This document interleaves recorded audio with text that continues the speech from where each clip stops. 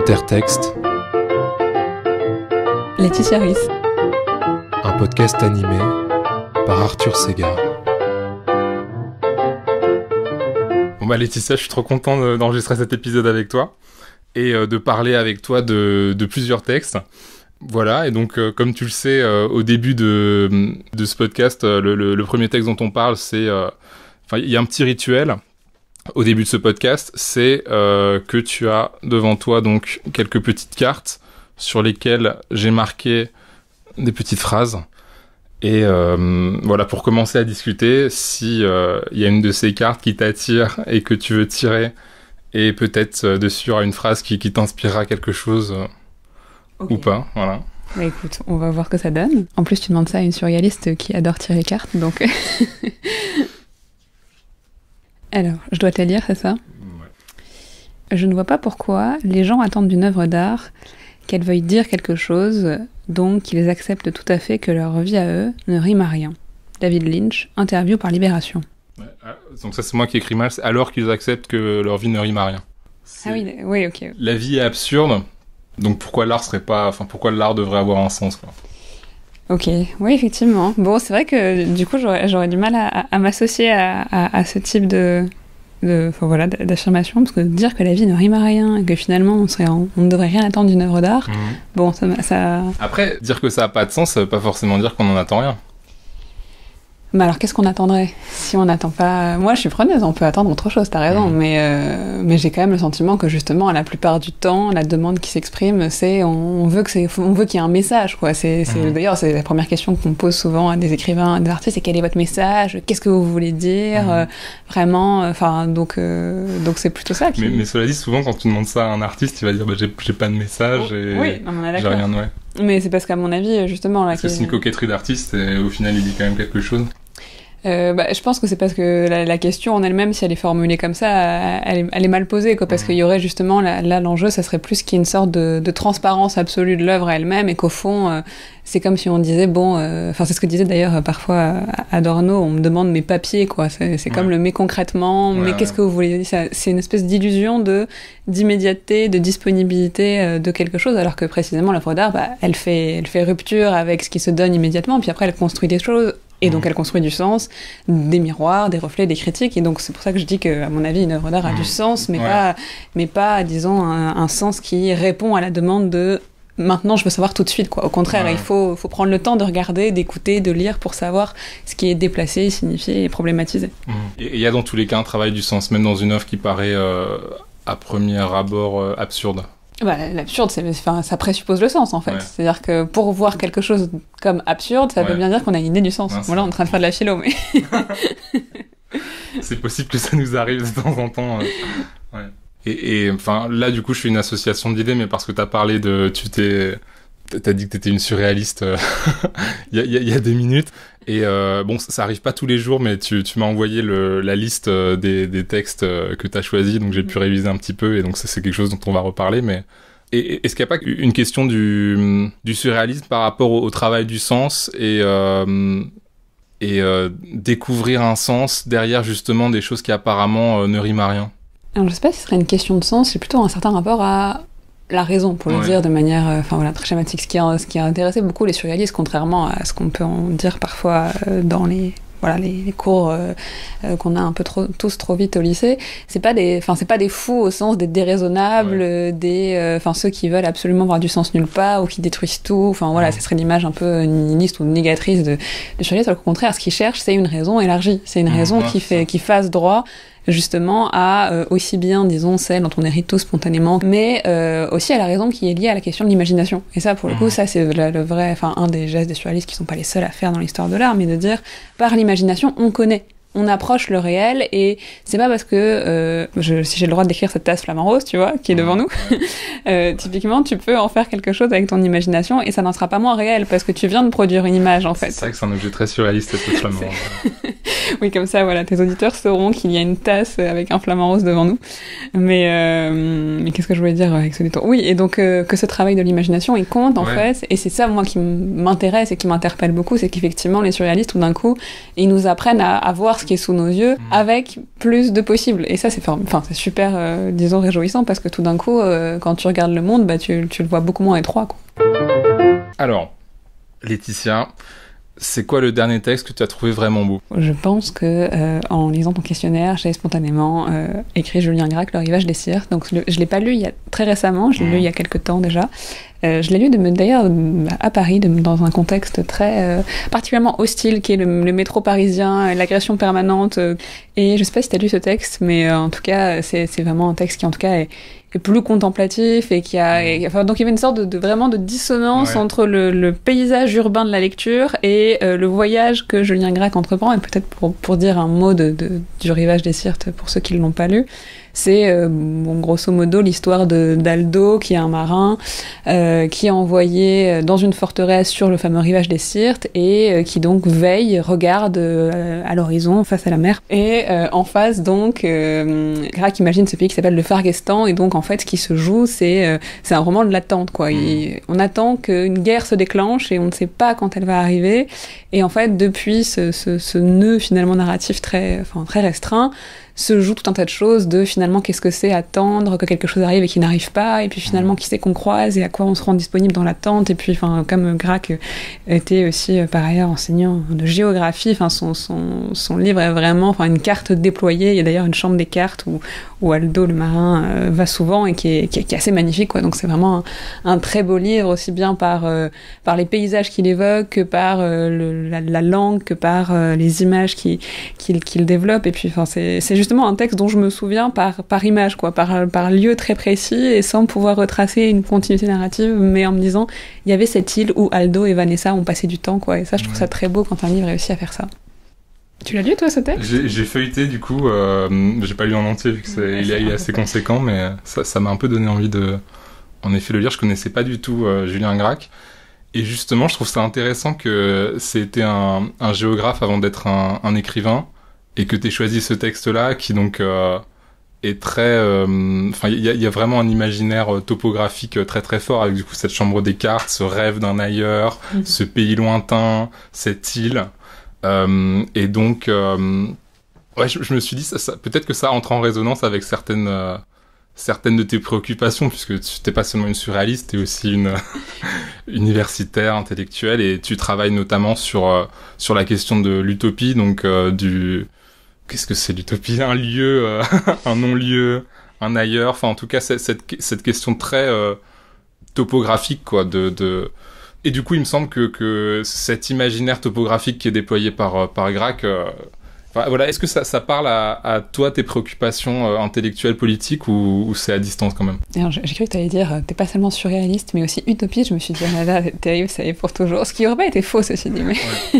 Mais non, plaisanterie à part. Effectivement, je travaille à côté je fais une thèse de philosophie politique sur la question de l'utopie. Sur notamment effectivement ce que ça implique de considérer cette notion de la prendre au sérieux, alors qu'aujourd'hui effectivement elle est parfois, quand tu dis spontanément utopie, la première chose qui vient à l'esprit des gens généralement c'est plutôt le futur, le monde meilleur, le monde d'après. Un rêve un peu, tu vois, on dit ah là là mais c'est utopique, voilà. C'est-à-dire ça veut dire c'est irréaliste, c'est ça. Voilà. C'est exactement le symptôme de précisément ça n'arrivera jamais, et c'est une manière de discréditer qui en fait est le produit non pas de l'utopisme mais de l'anti-utopisme en fait. Ouais. Et on se rend jamais compte à quel point quand on dit ça spontanément, c'est pas du tout que c'est parce que c'est comme ça, c'est parce que il y a une histoire politique et intellectuelle qui a fait que le sens anti-utopique de l'utopie s'est naturalisé. Ça c'est en l'occurrence ce sur quoi je travaille sur ma thèse, mais ça serait un autre sujet. Et pour revenir à ta question initiale qui était celle de la dimension topographique et géographique, et effectivement c'est aussi à ça que je reviens, puisque la question de l'utopie à l'origine, et même encore aujourd'hui, c'est vraiment une question géographique, c'est-à-dire que c'est la création de cet endroit très paradoxal qui est un lieu, donc un vrai lieu, l'île l'utopie, un lieu qu'on peut se représenter, dont Thomas More en 1516 nous donne une description très littérée par l'intermédiaire d'un autre marin, puisqu'il est toujours question de marin dans cette affaire. Ouais. Et donc on peut tout à fait se le représenter, se l'imaginer, mais c'est un lieu qui est en même temps un non-lieu, puisque précisément c'est un lieu imaginaire. Et donc on retombe sur ce qu'on disait déjà au début, sur est-ce que l'imagination ça nous emmène loin de la réalité, ou est-ce qu'au contraire ça nous en rapproche. Donc le pari des utopistes, c'est de dire avec l'imagination on est en fait plus près du réel. Et donc, d'une certaine manière, c'est vrai que chez Gracq, alors je sais pas dans quelle mesure il y a déjà eu des analyses sur la dimension utopique de ce texte, mais j'imagine qu'il doit y en avoir. Après, je sais pas si... En fait, ça s'est joué à des moments différents aussi de mon parcours, donc à ce moment-là, c'était pas forcément une question que je voyais sous cet angle-là, donc je pense pas qu'il y a eu d'écho immédiat, disons, entre ces textes. Est-ce que tu t'identifies par exemple à ce personnage qui va s'enfermer dans la chambre des cartes et qui va rêver sur, voilà, à la fois les noms, le terrain, les frontières et aussi sur cet ailleurs qu'il imagine et qui guide du coup, enfin qui polarise toute sa quête au long du roman. D'autant que en parlant de ce texte, t'as aussi décrit ça en termes un peu de lieu, puisque tu le lisais dans le métro, et donc c'est peut-être pas insignifiant quoi, de ce contraste entre le lieu rêvé à l'intérieur du texte, peut-être le texte comme utopie, et l'espace hostile du monde réel, quoi. Oui, c'est vrai. Mais alors, tu vois, là, c'est là, à mon avis, qu'il y a deux chemins possibles. C'est-à-dire que soit le lieu rêvé est un moyen d'échapper au réel, et donc de s'enfermer, de se cacher la réalité, soit le lieu rêvé est un moyen de revenir au réel. Et donc moi j'appartiens plutôt à l'autre, enfin ce deuxième chemin, en tout cas c'est comme ça que je le vois, et que en dépit de l'hostilité du lieu réel, ça veut pas dire que je voulais absolument m'en extraire et m'en échapper. Et donc pour revenir à ce que tu me disais sur est-ce que tu voudrais cette chambre des cartes, alors je pense que j'aurais vraiment très envie d'avoir un lieu qui ressemble à ça chez moi. D'ailleurs c'est partie des projets non aboutis, mais j'ai découvert qu'il y avait un fonds incroyable à la BNF de cartographie des utopies. Donc ça fait partie des projets où j'ai très envie d'aller voir. Je pense que ça a quelque chose d'important, puisque précisément ça nous fait voir quoi, et ça matérialise aussi le monde en fait, parce que à mon avis aussi les difficultés qu'on a avec l'imaginaire, c'est que on n'a paradoxalement jamais des supports matériels. On a le sentiment que c'est quelque chose de très individuel, de très fantasmé, qu'on peut pas palper, alors que la carte précisément elle sert à ça. Et donc une chambre des cartes utopique, ce serait quand même assez stylé à faire, hein, mais pas pour s'y enfermer et voilà, pour mais qui te ramène au monde réel et qui te permet aussi de modeler le monde réel, quoi. Exactement, et parce qu'en plus, quand tu travailles sur la tradition de l'utopie, ces cartes-là, finalement, ce sont pas des modèles du pays à construire dans le futur, c'est au contraire des miroirs qui font que tout d'un coup se superpose la géographie que tu connais de manière quotidienne et celle qui est possible, quoi. Et d'une certaine manière, quand tu regardes en plus l'histoire des utopies, c'est tout le temps ça c'est d'abord à des lieux un peu charnières, à des lieux de contradiction du monde, et donc c'est pas un hasard si Thomas More, qui disons invente le néologisme de l'utopie, cette découverte du nouveau monde, elle est très liée aux vraies découvertes du nouveau monde, si on peut le dire comme ça, c'est-à-dire à cette découverte de ce pays qui était l'Amérique alors qu'on s'attendait pas à le trouver, et puis tout d'un coup de cet élargissement du monde et de cette capacité à se dire en fait on est sur Terre et on peut aller l'explorer. Et ça, c'est aussi quelque chose que je travaille beaucoup dans mon travail de thèse, c'est de montrer que l'utopie, finalement, c'est intrinsèquement lié à la question de la découverte des hommes et de leur existence terrestre, quoi. Ce qui, du coup, résonne aussi beaucoup avec des questions qu'on peut estimer très contemporaines sur les enjeux écologiques, mais qui, en fait, sont déjà là dans la tradition utopique, de nous dire, en fait, vous n'êtes que des hommes, ou vous êtes déjà des hommes, selon la perspective que tu choisis. Vous avez cette terre qu'il vous faut découvrir, qu'il vous faut comprendre, qu'il vous faut habiter, et que pour l'instant vous malmenez un peu. Et donc, c'est globalement ce travail-là de l'utopie avec lequel j'essaie de renouer pour montrer qu'effectivement, ça n'a pas grand-chose à voir avec la version très temporalisée qu'on a spontanément à l'esprit pour tout un tas d'autres raisons. Et ce qui est intéressant en plus chez Gracq, et qui est peut-être la vraie dimension utopique de Gracq, maintenant que j'y réfléchis plus sérieusement 2 minutes, on peut réfléchir 2 minutes aussi. Non mais tu sais, en parlant, je me dis ah oui tiens, il y a ça. Ce qui est intéressant chez Gracq, c'est que tu as effectivement la forteresse du rivage des Syrtes, le Fargestan qui est le pays imaginaire et finalement qu'on voit jamais et qu'on sait jamais très bien ce qui s'y joue, et la mer quoi. Et en fait la mer, elle est finalement presque centrale quoi. C'est elle qui joue le rôle principal, et donc finalement t'as pas 2 lieux mais toujours 3 lieux. Et ça c'est aussi un dispositif que tu retrouves dans l'utopie, où c'est pas juste le monde par exemple que connaît Thomas More et puis son île d'utopie, mais c'est ce qu'il y a entre en fait, et cet écart qui est produit, cette espèce d'espace qu'il faut habiter, qu'il faut investir, qu'il faut politiser dans une certaine mesure aussi, ou en tout cas selon les utopies que tu lis, c'est presque celui-là le plus important. Et donc c'est pas un hasard si le texte de Gracq aussi se joue beaucoup sur la mer, comme c'est ce lieu qui relie et qui sépare en même temps quoi. Alors, c'est quoi le texte qui parle le mieux d'amour pour toi ? Comme beaucoup, je pense. Enfin, comme beaucoup. Je crois qu'il y a plusieurs personnes dans ton émission qui t'ont répondu le texte de Barthes. Ouais, ça revient je crois qu'il revient souvent, ce texte, fragment d'un discours amoureux. Et il y a quelques temps, j'aurais été tentée de te répondre ça aussi. Mais là, c'est un bel exemple de texte qui parle, mais pour des choses, à mon avis, différentes, parce que chacun se reconnaît dans des bouts de discours de l'amoureux. Mais il n'y a pas très longtemps, je suis tombée sur un autre texte d'un auteur sur lequel je travaille aussi pour mes recherches, de Günther Anders, qui s'appelle Aimer hier, note pour une histoire du sentiment.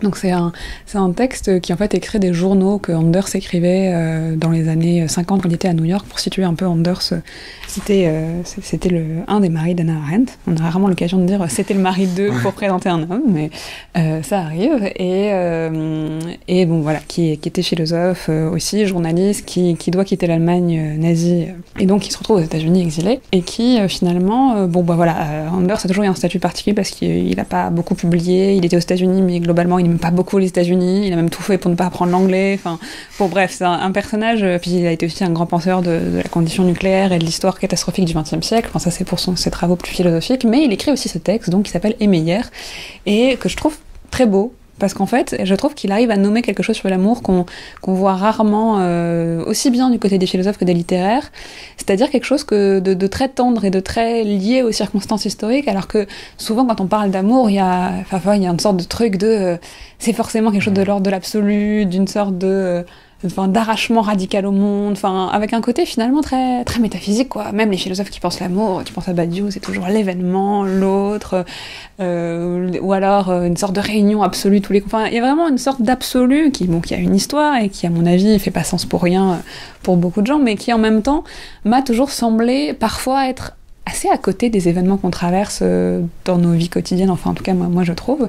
Et chez Anders, il y a vraiment une réflexion sur ce qui relève de la tendresse, de la complicité, de l'humour, de choses en fait finalement beaucoup plus communes, mais qui aux yeux d'Anders font finalement en fait beaucoup plus les liens d'une relation. Et ce que je trouve très beau dans ce texte, c'est que c'est aussi une réflexion sur qu'est-ce que ça veut dire aimer au XXe siècle. C'est-à-dire qu'il y a aussi cette idée que même l'amour, et même à commencer par l'amour, c'est quelque chose de très historique. On n'aimera jamais de la même manière en plein siècle du romantisme allemand que entre deux guerres mondiales quand on est des couples exilés dans un pays qui n'est pas le nôtre. Et en fait, quand tu le dis, ça me semble être assez évident, mais du coup finalement c'est pas des approches qu'on a souvent sur les questions amoureuses, parce qu'il y aurait cette idée que finalement c'est ce qui est le plus transmissible à travers le temps, que finalement toutes les tragédies amoureuses sont les mêmes depuis 2000 ans, et sans doute qu'elles le sont un peu, mais là chez Anders il y a vraiment une sorte de contre-coup de se dire comment on a essayé d'aimer. Et puis il y a des choses très drôles en plus dans ce texte pour ceux qui aiment bien l'humour un peu noir, où en plus Anders se moque de camarades, ou en tout cas d'entourage qui vont chez le psy pour aller mieux, puis donc c'est les débuts de la psychanalyse où chacun essaie de se regarder dans le miroir et Anders est franchement sceptique. Il y a aussi des réflexions sur ses étudiants qu'il a face à lui, dont il se dit en fait ils ont pas l'air d'être super heureux en amour, c'est pas ouf, donc mais il y a des choses qui sont aussi drôles, parce que c'est vraiment quelqu'un de drôle Anders derrière le ton grave qu'il peut y avoir. Et puis je trouve qu'il y a des passages aussi très justes finalement sur ce moment où la vie à deux, en tout cas tel que lui essaye de la documenter dans ce texte, au XXe siècle, ce qui comptait et ce qu'il observe autour de lui, il dit finalement les couples qui tiennent et qui réussissent, ce sont des gens, j'ai plus l'expression exacte, mais qui ne se laissent pas envahir dans le quotidien par, les drames ordinaires, quoi. Un côté... tu vois, tout serait prétexte à drama personnel, et puis à histoire et à problème. Il dit, mais en fait, l'histoire est trop grave pour ça. Et ceux qui tiennent dans ce moment-là, c'est ceux qui ne laissent pas le catastrophique rentrer dans le privé, et ceux qui le font sont ridicules, en fait. Et je te dis, il y a un passage dont j'ai plus les termes exacts, mais il dit, celui qui pleurniche parce qu'il s'est fait abandonner par son amoureux pendant 2 jours alors que le monde s'effondre, c'est comme quelqu'un qui... je me souviens, c'est comme quelqu'un qui se plaindrait d'une rage de dents le jour du jugement dernier. Tu vois, il y a un côté... il est super... Anders, c'est super sévère, quoi. C'est pas du tout quelqu'un qui va... qui va prendre des pincettes. C'est-à-dire qu'il a vraiment ce truc de se dire... Dès lors que nous sommes dans ce monde et que nous sommes tenus à ces circonstances historiques, ça nous engage, quoi. Et ça nous engage partout, même dans les relations amoureuses.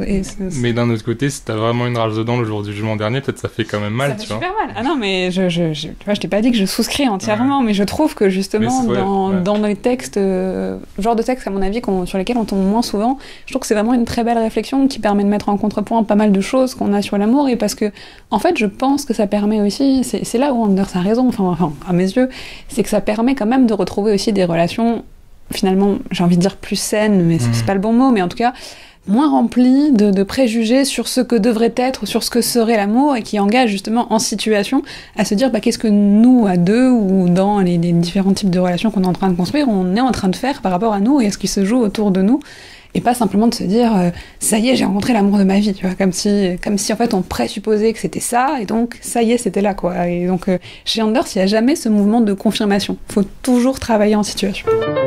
Un texte qui provoque la réflexion. J'avais pensé à La Chute d'Albert Camus. Je sais pas, c'est pas forcément celui qu'on cite le plus souvent quand on parle de Camus. On a souvent à l'esprit L'étranger, la peste, pour les circonstances qu'on a connues ces dernières années. Mais La Chute, qui est un texte que je recommande vraiment pour le coup à tout le monde, parce que je crois que c'est un texte qui réussit son projet, puisque on a ce protagoniste qui s'appelle Jean-Baptiste Clamence, qui est un avocat parisien, qui s'exile à Amsterdam et qui devient ce qu'il appelle juge pénitent, et donc en fait c'est une sorte de long monologue intérieur exposé face au lecteur, et puis dans ce port d'Amsterdam, dans un café où finalement les visiteurs passent et où il fait pénitence, quoi, aussi bien à lui qu'aux autres. Et donc c'est vraiment un texte, pour le coup un texte miroir, mais miroir un peu agressif, où on n'a pas trop envie de se regarder, parce que ça montre un peu des choses pas incroyables. Et en l'occurrence dans ce texte qui se joue, c'est que cet avocat parisien, en fait, il va avoir une sorte de bouleversement en traversant un pont de Paris, et une femme en fait se jette dans la Seine et il fait rien. Et cet événement va déclencher chez lui tout le processus de qu'est-ce qui s'est joué dans ce moment où en fait quelqu'un s'est jeté dans la Seine et moi j'ai pu être indifférent. Et donc ça va vraiment rejouer autour de ces questions, et c'est un très beau texte que j'invite d'ailleurs à lire quand vous allez à Amsterdam. Moi je l'ai lu à Paris et à Amsterdam, et ça donne pas du tout les mêmes ambiances. Mais, encore les textes et la topographie. Non, mais je pense que c'est très lié. Je m'en suis rendu compte d'ailleurs dans les réponses que je t'ai données sur le questionnaire. C'est souvent lié à beaucoup de lieux en fait. Ouais, moi aussi je me suis dit ça en feuilletant. C'est vraiment, je pense que je suis une lectrice située géographiquement. Enfin, c'est vraiment. Mais c'est drôle parce qu'effectivement, je m'étais jamais fait la réflexion, et maintenant, en regardant, je me dis, ah oui, c'est vrai quand même qu'il y a. Mais donc. Une spatialité dans ce texte. Vraiment, c'est ça. C'est là que tu te dis, en fait, on est tous des créatures absolument prévisibles, c'est terrible. Mais pour revenir à ce texte de Camus, effectivement, c'est vraiment enfin voilà, c'est comme ces amis qui viennent vous voir et qui vous disent vos quatre vérités, vous avez vraiment pas envie de les entendre, et en même temps, en fait, vous avez beaucoup plus envie d'entendre ça au fond que t'inquiète pas, ça va aller, quoi. Donc il y a vraiment c'est un peu un mauvais moment à passer. Ouais. Mais c'est un moment qui, en plus pour Camus, fait écho à une de ses questions aussi, qui est celle de l'indifférence. C'est pas finalement la chute de Jean-Baptiste Clamence, c'est la chute de quelqu'un d'autre qui vient remettre en cause une vie qui s'est construite en présupposant que la chute, ça n'arrivait pas, quoi. Et peut-être le point commun avec le texte précédent aussi, c'est que du coup c'est une pensée en situation, et c'est aussi cette idée que être dans le monde, et peut-être surtout dans, entre guillemets, notre monde, voilà, avec toutes les catastrophes, t'as choisi en majorité des textes du XXe siècle, quoi, qui sont marqués aussi par toutes les horreurs qu'on connaît. Vrai, hein. Et voilà, donc est-ce que c'est des choses qui te travaillent, le fait de la responsabilité d'être au monde, dans ce monde-là?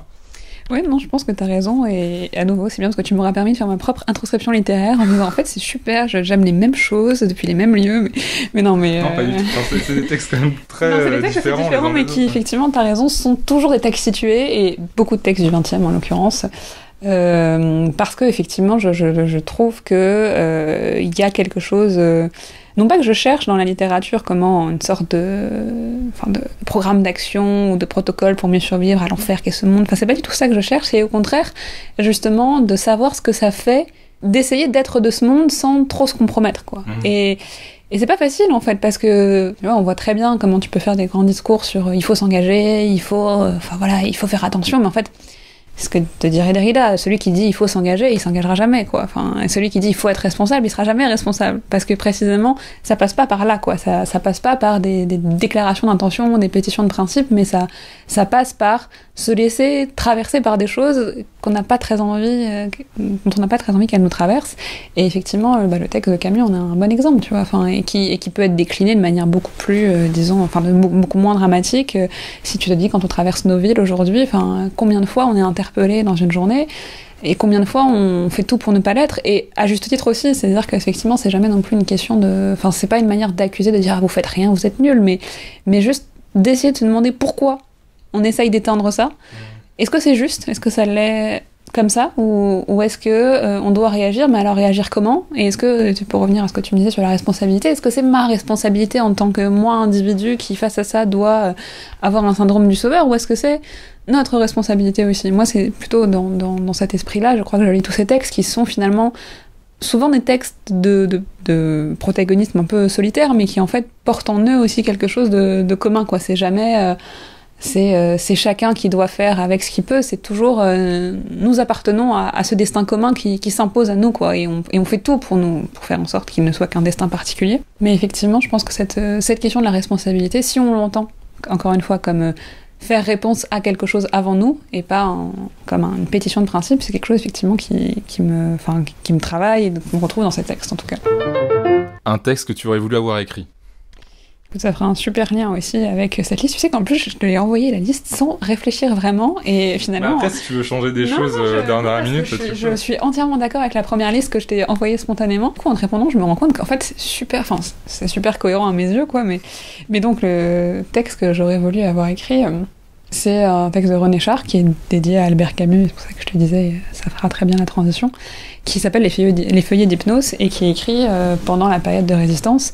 Et donc c'est un texte en fait poétique qui est repris dans le recueil Fureur et mystère, qui est rempli d'aphorismes et de maximes finalement. Et c'est vraiment de la poésie, encore une fois de la poésie située, de la poésie en action, et surtout un texte que Char a écrit sans qu'il n'ait vraiment vocation à être publié. C'est-à-dire qu'il l'écrivait parce qu'il faisait en même temps, quoi. Et donc il n'y avait pas ce truc. Enfin, c'est-à-dire que s'il y a bien un texte poétique dans l'histoire récente qui déconstruit cette idée que la poésie serait une sorte de chose gratuite, jolie, lyrique, c'est ça, quoi. C'est-à-dire que c'est un texte qui raconte l'épreuve de la résistance, la responsabilité qu'elle engage, les décisions vertigineuses. C'est-à-dire qu'il y a un passage des feuilles d'hypnose où Char raconte qu'il doit prendre une décision qui est aussi de choisir entre la vie d'un village ou la vie d'un homme. Horrible journée. J'ai assisté distante de quelques 100 mètres à l'exécution de B. Je n'avais qu'à presser la détente du fusil mitrailleur et il pouvait être sauvé. Nous étions sur les hauteurs dominant Céreste, des armes à faire craquer les buissons et au moins égaux en nombre OSS. Eux ignorant que nous étions là.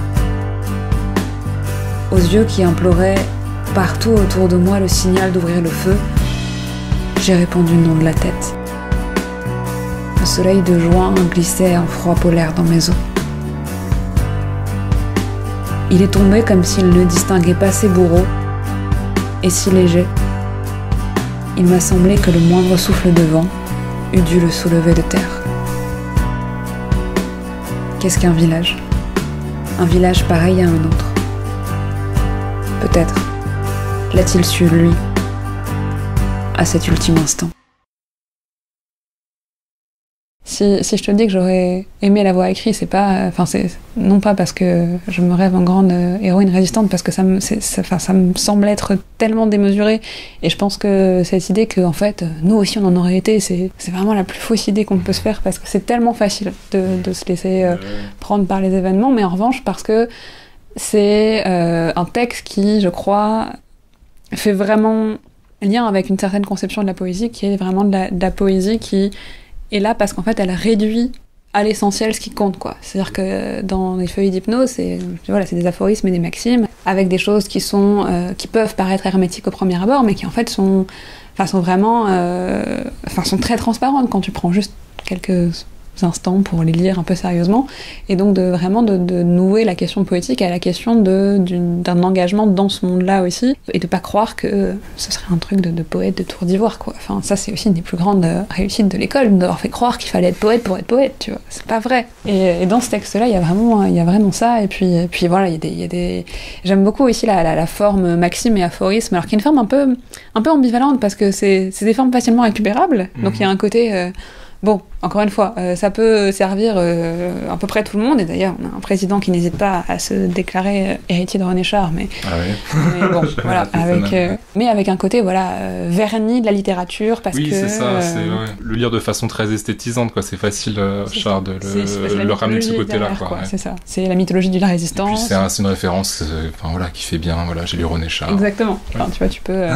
Après, la bonne nouvelle, c'est que du coup, René Char sert aussi à peu près, dans les manifs où tu vois écrit être du bon, pas du festin, sur la question de la stratégie. Donc, finalement, c'est ces formes qui sont très brèves et qui sont donc partageables, mais en même temps, je trouve qu'il n'y a rien de plus satisfaisant dans la poésie quand elle circule, quoi, et quand elle est justement tout d'un coup appropriée, et qu'en fait, on sait même plus finalement d'où ça vient. Et ça, c'était pour le coup aussi une des choses qu'on retrouvait dans le surréalisme, c'était cette idée que ça doit circuler, et qu'à la fin des fins, même si les maximes de ces textes, on ne sait plus qu'elles viennent de là, mais qu'on les énonce, elles ont déjà fait quelque chose en fait dans ce qui nous est commun, et dans un monde politique qui finalement a changé, mais on en a encore quelque chose. Donc c'est aussi une des raisons pour lesquelles j'aurais aimé les avoir écrits, précisément parce qu'ils pourraient devenir autre chose que ce pourquoi ils ont été écrits, et ça c'est quelque chose que je trouve important aussi. Il y a finalement dans ces feuillets aussi quelque chose de paradoxalement très anonyme, quoi. C'est finalement c'est Char écrivant pendant la résistance parce que c'est lié aux enjeux immédiats, et c'est en même temps Char qui écrit des maximes d'action pour ceux qui suivent, quoi. Et donc encore une manière de dire vous ne devez pas faire comme moi, au sens imiter mes actions, mais vous ne devez jamais renoncer à l'action. Et je crois qu'il y a un texte d'ailleurs de critique sur Char qui dit ce texte déplace le fameux je pense donc je suis pour dire je fais donc je suis, quoi. Donc grosse responsabilité quand même. Ouais. C'est clair. Mais voilà, je pense que c'était surtout pour revenir sur cette question de la forme et puis de comment tu transfères une sorte d'individu très identifié à beaucoup d'anonymes, quoi. Ça me parle beaucoup. Donc t'aimerais écrire de la poésie qui soit du côté plutôt du réel, de l'action Écoute, je crois que moi j'ai beaucoup, un truc que j'aime bien faire quand les quelques rares fois j'écris de la poésie, c'est vraiment de travailler avec les verbes, quoi. C'est pas surprenant, tu vois. Quand tu parles d'action, tu travailles avec les verbes, génial. Tellement prévisible. Encore une fois, tu vois, dans le verbe, il y a forcément un sujet, donc tu peux pas faire un verbe qui existe tout seul. Et même, alors, une forme que je trouve encore plus géniale, c'est l'impératif, tu vois. Alors qu'on associe spontanément comme anciens écoliers à l'ordre, quoi, mais en fait, l'impératif, c'est une forme qui ne laisse pas tant de place à la négociation et qui en fait met directement en action, quoi. Ce serait une sorte d'équivalent du truc de tu commences un livre et t'es déjà immédiat res dans ce qui se passe. Là l'impératif c'est tu peux pas te dire ah ouais non tu fais d'accord je suis sommé de quelque chose, tu peux refuser, mais t'es quand même sommé. Il y a une responsabilité. En tout cas, tu peux pas faire. Tu te mets en responsabilité, quoi. C'est ça, tu peux pas faire comme si de rien n'était. Tu peux le faire, mais t'auras quand même entendu que du coup t'as dit non à quelque chose, ou oui, selon ce qui était supposé. Et donc c'est vrai que c'est un truc que j'aime bien, parce que c'est tous ces lieux formels, effectivement, qui impliquent du deux, quoi, tout le temps. Et ça, j'ai l'impression que c'est aussi quelque chose qu'on oublie quand on parle de littérature, c'est qu'on a le sentiment d'en faire un truc très solitaire, très refermé sur soi, alors qu'en fait, y a toujours deux, quoi. Un texte à offrir. Tu devais être content parce que je t'ai dit super, un texte qui n'est pas du XXe siècle. Non, mais moi ça me va très bien, le XXe siècle. Écoute, je pense qu'un texte à offrir, et que je recommande à tous d'offrir, c'est La Divine Comédie de Dante, mais dans une édition spécifique, illustrée par Gustave Doré. Et il y a deux écoles, je crois, pour les cadeaux littéraires. Il y a soit l'école de les livres qui vont être lus facilement, rapidement, qui vont plaire, dont on sait que ça match, quoi. Tu vois, il y a un côté, on va offrir le livre qui va plaire. Toi, t'es de l'autre école. Une autre école, mais les deux écoles n'étant pas exclusives, en fait, selon la personne à qui tu fais des cadeaux. Mais quitte à faire un cadeau littéraire, tu vois. C'est pour ça que j'ai pris un peu au sérieux ta question. Je me suis dit, bon, voilà. Qu'est-ce qu'on pourrait offrir comme livre que t'achèteras jamais tout seul, et qu'en même temps, c'est chouette qu'il soit chez toi, parce qu'un jour, peut-être tu l'ouvriras, peut-être pas, mais en même temps il est là, quoi. Et donc c'est pour ça que je trouve que cette édition de La Divine Comédie est déjà juste elle est absolument magnifique. Donc même si tu ne lis jamais le texte de Dante, rien qu'en parcourant ça comme un livre d'images pour enfants, tu vas te dire mais enfin quand même je suis un peu intriguée. Donc il y aura déjà cette première dimension de la lecture qui est juste de parcourir les illustrations. Non, moi je regrette beaucoup que la littérature ait perdu ce côté un peu illustration qui en fait n'était pas si étonnant pour plein d'auteurs jusqu'il y a peu. et qui maintenant est juste pour les livres pour enfants, tu vois. Il y a que les enfants qui ont le droit d'avoir des images, puis les adultes, ils ont que du texte. Donc voilà, cette divine comédie, en plus qui est ressortie il y a pas très longtemps, il y a 2 ans, je crois, aux éditions du Cerf, dans ce format-là, et qui en plus, même en termes d'objets matériels, enfin c'est quelque chose aussi que je trouve important, tu vois, c'est les types de livres, les types de papier, la maniabilité de ces livres, et parfois, enfin tu vois, sur des textes un peu comme ça, massifs de la culture, genre la divine comédie, tu t'imagines un pavé illisible, là ils en ont fait vraiment un très beau support qui est super, enfin tu peux circuler dedans, tu peux t'arrêter, tu peux l'emporter sans que ce soit le pavé que tu sais pas comment tenir, quoi. Et donc et puis bien aussi, bien sûr parce que ça fait partie de cette grande aventure que nous lègue Dante, qui est un des textes les plus importants de l'espace occidental, et qui commence à écrire en italien, quoi, et qui est aussi cette entrée dans quelque chose qui ressemble à démocratiser la littérature. C'est ce moment où c'est plus réservé à ceux qui savent parler la langue de l'écriture, quoi. On essaye de parler la langue des gens. Et c'est très lié à tout un contexte aussi historique, évidemment. Mais donc ça, c'est quelque chose auquel je suis sensible et qui, finalement, va aussi dans la logique du cadeau, tu vois. C'est quelque chose qu'on doit pouvoir se partager, et il n'y a pas de chef-d'œuvre inaccessible, quoi. Le chef-d'œuvre inaccessible, du coup, à mes yeux, c'est pas un chef-d'œuvre, tu vois. Le chef-d'œuvre inaccessible, c'est un livre lu par 3 personnes, quoi. Et ça veut pas dire que ça peut pas être exigeant, quoi. Ça aussi, c'est un truc qu'on dit, ah oui, mais si c'est lu par tout le monde, c'est forcément pas bien. C'est idiot quand même comme idée. Enfin, moi, je trouve ça idiot, en tout cas. Je pense que ça peut être lu par tout le monde, juste il faut enlever les barrières qui nous ont fait croire qu'on ne pouvait pas le lire, quoi. Et donc avoir un exemplaire de la Divine Comédie chez soi, qu'on peut feuilleter, peut-être lire le début, se demander ce qui se passe dans cette forêt, voir s'il y a 2-3 choses qui apparaissent, et c'est pas inintéressant. Et si jamais ceux qui nous écoutent ne sont vraiment pas convaincus et se disent non mais quand même, massif, je vais pas y arriver, je recommande de lire un très beau texte de Yannick Enel, qui est un écrivain contemporain, qui est paru En attendant Nado. Je sais pas si tu l'as lu, ce texte, mais franchement il est trop beau. Qui s'appelle, je crois que ça doit s'appeler Lire la Divine Comédie ou quelque chose comme ça. Et donc il y a vraiment pour le coup une sorte de témoignage de lecteur, quoi, de la lecture de la Divine Comédie pour Yannick Enel, et j'ai trouvé ce texte vraiment très beau. Et ça arrive rarement que je trouve des textes sur des textes aussi efficaces, enfin tu vois. Et donc là je trouve qu'il est vraiment, qu'il arrive à saisir quelque chose de cette espèce de livre, qui est inépuisable, que moi j'ai lu quand j'étais en 3e année en échange à Amsterdam, parce que j'avais du temps, et que effectivement il faut un peu de temps pour lire la Divine Comédie, et qu'on travaille aussi sur un cours qui s'appelait La pensée du mal dans la littérature, qui était trop bien. Donc je l'ai lu à ce moment-là, et effectivement il y avait un côté t'as l'impression genre d'ouvrir je sais pas moi, une sorte de mal au trésor. Tu te dis mais c'est incroyable tout ce qu'on peut produire, et puis après tu regardes le monde, tu fais non mais les gars, genre si on peut faire ça, si on peut écrire ça, on est quand même capable de meilleures choses que ce qu'on a devant nous, quoi. Donc voilà, recommandation de cadeaux à garder peut-être pour Noël, comme ça c'est tu vois les cadeaux un peu importants, et ça peut donner envie comme ça d'aller parcourir ce texte, et puis de pouvoir dire de manière super mondaine, j'ai lu la Divine Comédie. Voilà, il n'y a pas que René Char qui fait bien en Divin mondain. Moi, il y a plusieurs choses auxquelles ce texte me fait penser. Déjà, tu as parlé de la forêt par laquelle ça s'ouvre. Et en fait, c'est un texte quand même très topographique aussi. C'est-à-dire, c'est aussi une visite d'un lieu, de plusieurs lieux, de cercles. C'est tout un parcours, il y a des fleuves, il y a toute une géographie qui est passionnante, quoi. Ouais. Dans l'enfer. Dans la Divine Comédie, mais... Mais est-ce qu'il y a des textes qui sont pas topographiques? Ça serait ça la question. Ouais, c'est vrai, je sais pas. Après, non, c'est vrai. Maintenant que tu je veux bien que ce soit mon obsession, mais attends, quand même. C'est vrai. Il y a peut-être des textes qui sont plus méditatifs, c'est sûr, tu vois. Mais... disons... Oui, après, c'est peut-être ma lecture du texte en sachant que j'allais parler avec toi et en lisant à côté tes textes sur l'utopie. Là où tu as raison, c'est que c'est des lieux qui sont des lieux qui ont aussi des fonctions symboliques, quoi. Ouais. Alors que parfois, on peut se dire qu'il y a des textes qui sont situés, mais en fait, c'est des lieux qui... Ça investit symboliquement les lieux, alors que tu pourrais investir symboliquement peut-être autre chose, quoi. C'est ça. Et tu pourrais te dire que parfois, le lieu est plutôt l'arrière-plan, comme sur un tableau, de te dire, en fait, c'est ce qui cadre, et donc, après, il y a de l'action, et on voit l'arrière-plan, alors que... Peut-être qu'effectivement, ce que tu pointes de juste, c'est de se dire que là, c'est pas l'arrière-plan, quoi. C'est que c'est le plan principal et que les deux sont liés. Donc peut-être qu'en ça, c'est vrai d'ailleurs, et puis pour le coup, la Divine Comédie, ça se justifie entièrement, puisque précisément, c'est l'espèce d'architecture folle de cet espace qui contribue à faire... Et d'ailleurs, c'était une édition illustrée, peut-être c'est rendu encore plus palpable, quoi, cette architecture, cette géographie.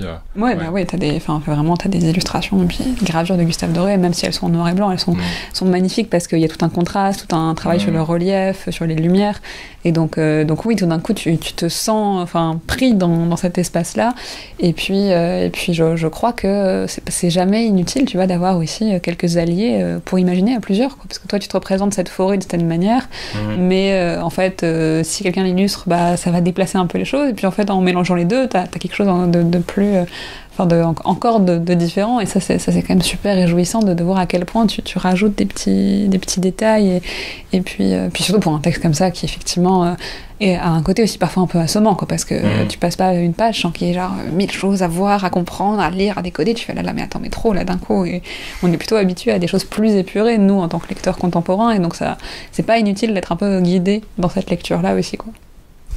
Et aussi, du coup, ce truc de la littérature et le mal, ou alors le jugement, je trouve ça intéressant qu'il y ait ce texte-là parmi tes choix, puisque on parlait déjà de Jugement dernier avec Günther Anders, et en lisant La Chute aussi, en fait, ça revient beaucoup, cette idée de jugement, et il me semble que d'ailleurs il cite directement Dante à un moment dans La Chute en disant, en parlant des anges neutres, en disant saviez-vous que dans la Divine Comédie, au seuil de l'enfer, il y a les anges neutres qui sont là parce qu'ils n'ont pas pris position. Enfin voilà, donc il y a quand même ce retour d'une idée peut-être du mal, mais en tout cas d'un jugement.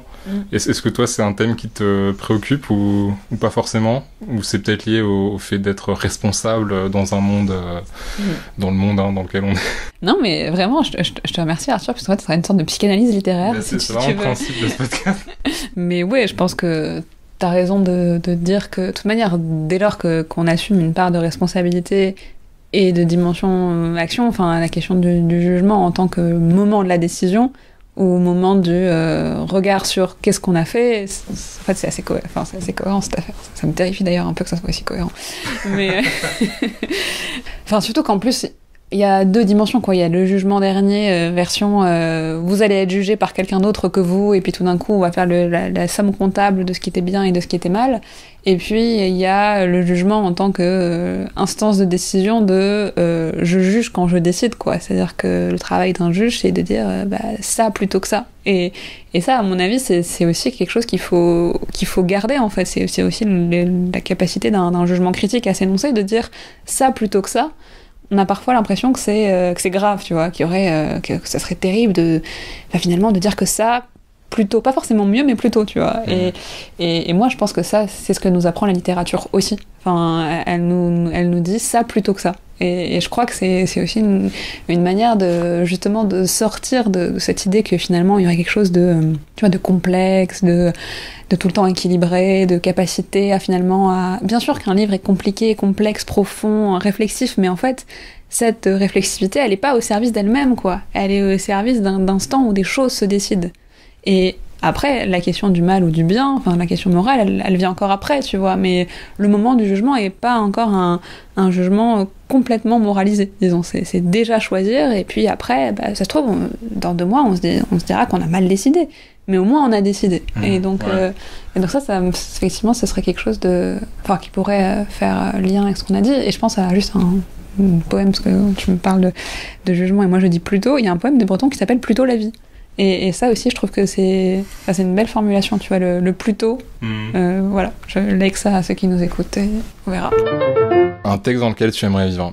À cette question très belle, dans quel livre voudriez-vous vivre, je t'ai répondu la trilogie de Breton, Nadja, L'amour faux et Les vases communicants. Et pourquoi je t'ai répondu ça? Non pas parce que... Parce que je voudrais vivre dans ces textes-là, dans l'imaginaire ou dans le monde qu'ils fabriquent. Déjà parce que ce sont des textes en fait qui parlent de la vraie vie, et que c'est pas des textes, de la vraie vie de Breton en l'occurrence, et qui travaillent beaucoup la question de ce qui a aussi obsédé les surréalistes, du hasard objectif, quoi. C'est-à-dire que ce moment où ce qui arrive de manière imprévisible, en fait, pas vraiment, pas parce que c'était écrit comme la figure du destin qui donc présupposerait que les choses sont déjà prévues par avance, mais parce que tout d'un coup on fait signifier ça arrive quoi. Et l'amour fou, le livre de Nadja, c'est aussi tout un tas de petites étincelles comme ça, d'imprévisibles qui deviennent quelque chose parce qu'on y est attentif quoi. Et en l'occurrence Nadja, ça raconte la rencontre de Breton avec Nadja, l'amour fou avec son autre femme qui s'appelle Jacqueline Lambda. C'est un texte un peu fou où il raconte qu'il a écrit un poème qui s'appelle Tournesol dans Paris, et puis en fait il l'oublie dans un tiroir et des années après il le relit. Il y avait le nom d'une rue, encore un lieu, tu vois. Bon, mais une rue pas très loin des Halles où il dit je rencontrerai quelqu'un, et puis il rencontre Jacqueline dans cette rue-là, et donc tu sais pas très bien à quel point juste lui a tellement voulu que ça arrive qu'il l'a fait arriver, mais toujours est-il que ça produit en fait ce qui était aussi quelque chose qui intéressait beaucoup les surréalistes et qu'on trouve chez Aragon, qui s'appelle le merveilleux quotidien. C'est ce moment où quand ils circulent dans une ville, et ben tout d'un coup les lieux ils s'allument quoi, et ils s'allument pas d'eux-mêmes, ils s'allument parce que tu les regardes et parce que d'autres les ont regardés avant toi ou les ont habités. Et donc pour ça que je te dis que je pense que ce serait une belle manière de vivre dans ces livres, parce qu'en fait du coup vivre dans ces livres ça veut dire vivre dans la vie quoi. Et donc ça c'est quelque chose auquel je suis assez sensible, et finalement je pense que ces hasards objectifs ils nous arrivent aussi quand justement, quand on y est sensible, quoi. C'est le grand enseignement de Nadja, c'est de dire si vous regardez pas, il y aura rien, quoi. Et donc il y a effectivement dans ces textes-là, cette dimension de merveilleux, de petites étincelles que je trouve très justes, et parce que aussi le texte de Nadja s'ouvre sur cette très belle question. On aura aussi fait de la philo, tu vois, après le je fais donc je suis. Il y a la version breton de qui suis-je, donc ça c'est le début de Nadja. Et en fait il dit mais pour répondre à cette question, au lieu de faire un texte autobiographique qui raconte la vie, moi breton, il dit en fait il faut savoir qui je hante. Tout d'un coup ça déplace des choses qu'on nous a appris, et on se dit qu'est-ce que ça veut dire si ce que je suis est défini par qui je hante, et du coup par qui me hante aussi. Enfin, tout d'un coup ça bouleverse quand même radicalement 2-3 choses en philosophie et en littérature, et donc j'aime bien cette idée de présence qui n'est pas justement pure présence à soi, mais qui se déplace dans d'autres choses et qui peut être reçue aussi après coup, et donc c'est des très beaux textes pour ça, et bon, on n'aurait pas le temps malheureusement, mais je te dis, si jamais ceux qui nous écoutent ont envie d'aller voir, je recommande vraiment. Je sais pas si je pourrais te donner un extrait d'ailleurs, mais peut-être de lire aussi la fin des vases communicants que Gracq cite d'ailleurs dans une conférence, je t'ai envoyé aussi, qui est vraiment aussi un texte un peu assez sublime sur ce que c'est l'éveil d'une ville et l'éveil des gens qui sont cette ville aussi.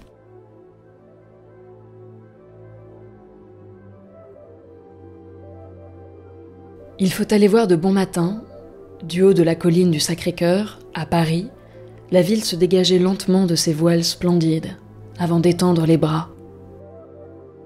Toute une foule enfin dispersée, glacée, déprise et sans fièvre, entame comme un navire la grande nuit qui sait ne faire qu'un de l'ordure et de la merveille. Les trophées orgueilleux, que le soleil s'apprête à couronner d'oiseaux ou d'ondes, se relèvent mal de la poussière des capitales enfouies. Vers la périphérie, les usines, premières à tressaillir, s'illuminent de la conscience de jour en jour grandissante des travailleurs. Tous dorment, à l'exception des derniers scorpions à face humaine qui commencent à cuire, à bouillir dans l'aurore. La beauté féminine se fond une fois de plus dans le creuset de toutes les pierres rares. Elle n'est jamais plus enivrante, plus enthousiasmante, plus folle qu'à cet instant où il est possible de la concevoir unanimement détachée du désir de plaire à l'un ou à l'autre, aux uns ou aux autres. Beauté sans destination immédiate, sans destination connue d'elle-même, fleur inouïe faite de tous ses membres épars dans un lit qui peut prétendre aux dimensions de la terre. La beauté atteint à cette heure à son terme le plus élevé. Elle se confond avec l'innocence. Elle est le miroir parfait dans lequel tout ce qui a été, tout ce qui est appelé à être, se baigne adorablement en ce qui va être cette fois. La puissance absolue de la subjectivité universelle, qui est la royauté de la nuit, étouffe les impatientes déterminations au petit bonheur. Le chardon non soufflé demeure sur sa construction fumeuse, parfaite. Va-t-il faire beau? Pleuvra-t-il? Un adoucissement extrême de ses angles fait tout le soin de la pièce inoccupée, belle comme si elle était vide. Les chevelures infiniment lentes sur les oreillers ne laissent rien à glaner des fils par lesquels la vie vécue, tient à la vie à vivre. Le détail impétueux, vide dévorant, tourne dans sa cage à belettes, brûlant de brouiller de sa course toute la forêt. Entre la sagesse et la folie, qui d'ordinaire réussissent si bien à se limiter l'une l'autre, c'est la trêve. Les intérêts puissants affligent à peine de leur ombre démesurément grêle le haut mur dégradé, dans les anfractuosités duquel s'inscrivent pour chacun les figures, toujours autres, de son plaisir et de sa souffrance. Comme dans un conte de fées, cependant, il semble toujours qu'une femme idéale, levée avant l'heure et dans les boucles de qui sera descendue visiblement la dernière étoile, d'une maison obscure va sortir et somnambuliquement faire chanter les fontaines du jour. Paris, des réserves monstrueuses de beauté, de jeunesse et de vigueur. Comme je voudrais savoir extraire de ta nuit de quelques heures ce qu'elle contient de plus que la nuit polaire, comme je voudrais qu'une méditation profonde sur les puissances inconscientes, éternelles que tu recèles, soit au pouvoir de tout homme, pour qu'il se garde de reculer et de subir. La résignation n'est pas écrite sur la pierre mouvante du sommeil. L'immense toile sombre, qui chaque jour est filée, porte en son centre les yeux médusants d'une victoire claire. Pour Gracq, qui commente en tout cas les textes de Breton, il dit finalement, dans le surréalisme, il y a une très haute conception de ce que l'homme peut faire, quoi, mais pas en tant que sorte de volonté de puissance, version Nietzsche sur homme, mais en tant juste de ne jamais abandonner, quoi. Et d'ailleurs, ça serait peut-être quand même une non-cohérence dans ce corpus.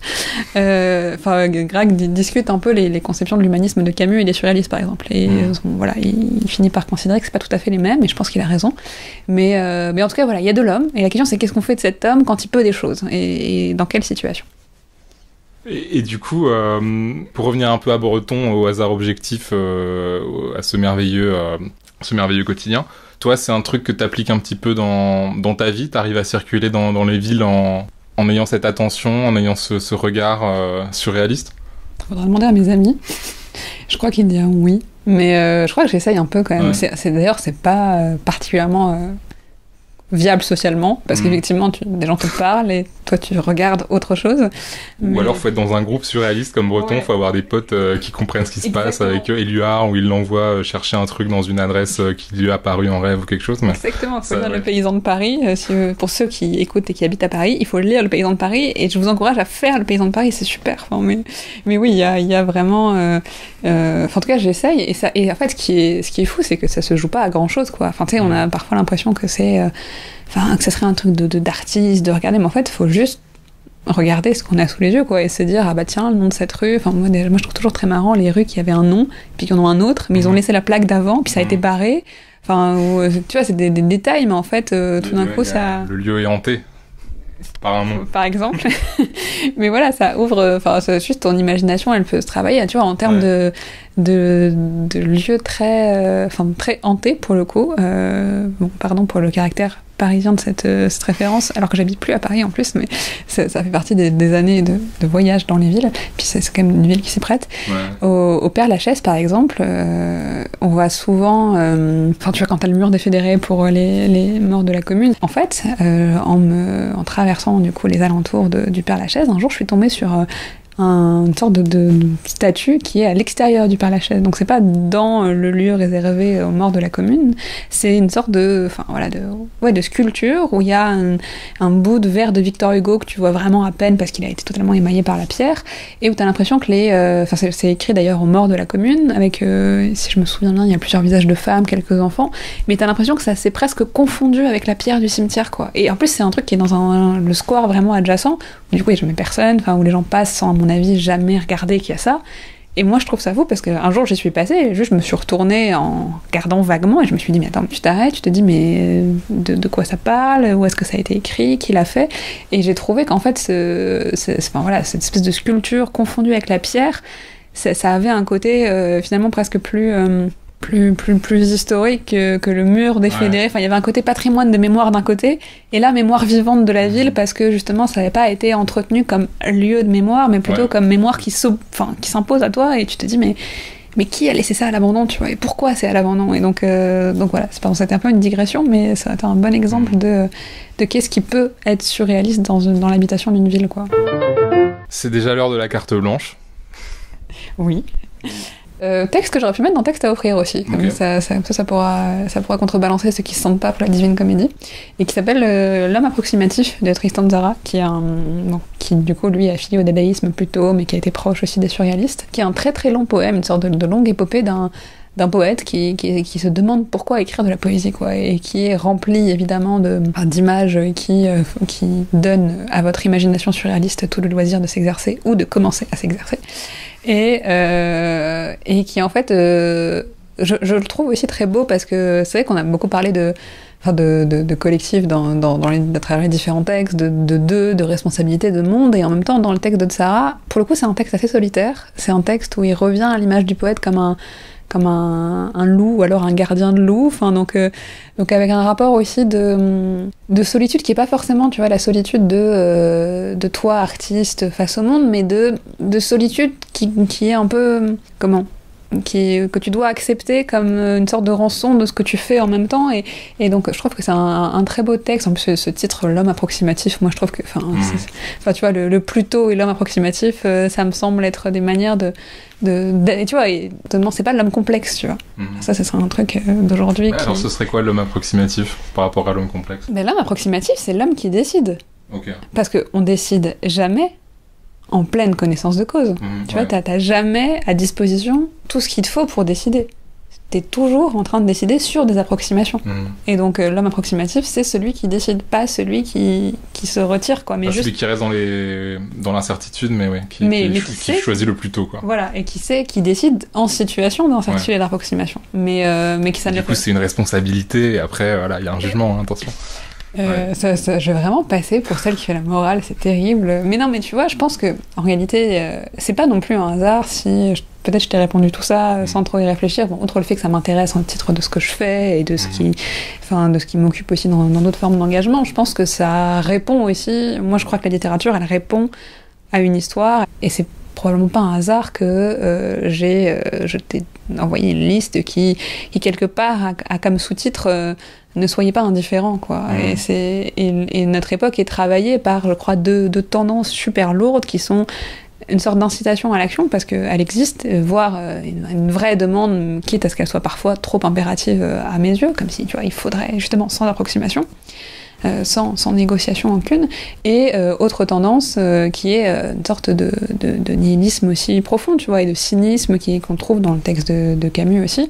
Et donc je crois que ces deux tendances, elles ont toujours été là, et ça pour le coup, on trouverait un élément entre guillemets non historique dans soit nihilisme, soit action, mais qui aujourd'hui prennent une dimension particulière à l'égard des questions qu'on se pose, et donc c'est aussi une manière de faire répondre ces textes littéraires qui sont des textes du XXe, donc des textes quand même assez contemporains, mais qui voilà, se posent en tout cas comme des sortes d'écho à ce qui se pose pour nous comme question aujourd'hui. Je conclurai sur ça. Merci Laetitia, c'était passionnant. Merci à toi Arthur, et puis au plaisir d'écouter les prochaines émissions. Je veillerai désormais à écouter les psychanalyses de tes invités. Oui, abonne-toi. Merci d'avoir écouté cet épisode avec Laetitia Riss, qui n'est pas seulement universitaire, utopiste, surréaliste, mais qui est aussi rédactrice en chef du média en ligne Le Vent se lève, dont le sous-titre « Tout reconstruire, tout réinventer » fait écho à certaines choses qu'on s'est dites. Le rivage des Syrtes de Julien Gracq est paru chez José Corti en 1951. Et Meyer, note sur le sentiment de Günther Anders, d'abord paru en 1986, a été traduit aux éditions Fage par Isabelle Kalinowski en 2012. La chute d'Albert Camus est paru chez Gallimard en 1956. Les feuillets d'hypnose de René Char sont parus chez Gallimard en 1946, avant d'être intégrés au recueil Fureur et Mystère en 1948. La Divine Comédie de Dante Alighieri a été composée au début du XIVe siècle. N'oubliez pas de vous procurer une édition avec les gravures de Gustave Doré, par exemple celle qui est parue au Cerf en 2021. Nadja, Les vases communicants et L'amour fou d'André Breton sont parus à la NRF respectivement en 1928, 32 et 37. Et merci à Isée Sorel d'avoir superbement lu la fin des vases communicants sur un air de Maurice Ravel.